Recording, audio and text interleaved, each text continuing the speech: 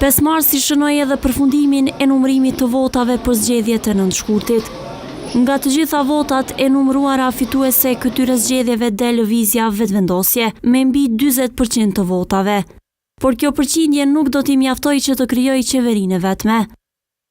Lidhur me këtë, kryeministri në detyrë i Kosovës Albin Kurti pati thënë se fitimtarit i takon të bëjë qeverinë, por pa u lëshuar në detaje. Në pyetjet e gazetarëve rreth konsultimeve për formimin e qeverisëri, ai u përgjigj shkurt, duke thënë se janë në pritje të certifikimit të rezultateve. Kryeministri, kur do të filloni konsultimet për formimin e qeverisë re? Një herë certifikimi rezultateve. Ndryshe nga lëvizja Vetëvendosje, partitë opozitare kanë vendosur vija të kuqe për partinë Albin Kurtit, i cili me të përfunduar procesi votimit më 9 shkurt i ofendoi ata. Buxheti i shtetit do të bëhet më i madh se bruto produkti vendor. Çfarë hajvonash? Jepshim premtime për koeficient më shumë se në programin e tyne. Çfarë hajvonash? Ishte i vetmi Fatmi Limaj nga nisma socialdemokrate që u deklarua i hapur për bashkëpunim në formimin e qeverisëri.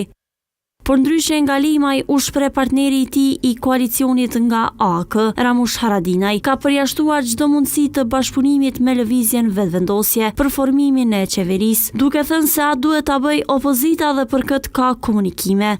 Ne jemi në opozitë, edhe që opozitar, pra angazhohemi edhe në Kosovë qeverinë e shumicës së opozitës. Kjo është qëndrimi im edhe i aleancës. Edhe kandidati për deputet nga koalicioni AK-Nisma, Zafir Berisha, tha se ka më shumë mundësi që Kosova të shkojë edhe një herë në zgjedhje të jashtëzakonshme, sesa të ulen gjakrat nga kjo fushatë e ashpër që është bërë.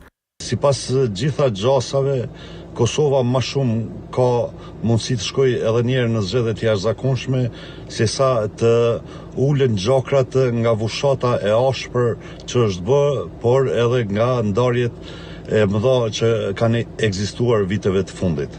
Ndër të tjerash, edhe zyrtarë të Partisë Demokratike të Kosovës kanë thënë që nuk do të bëjnë koalicion me lëvizjen Vetëvendosje.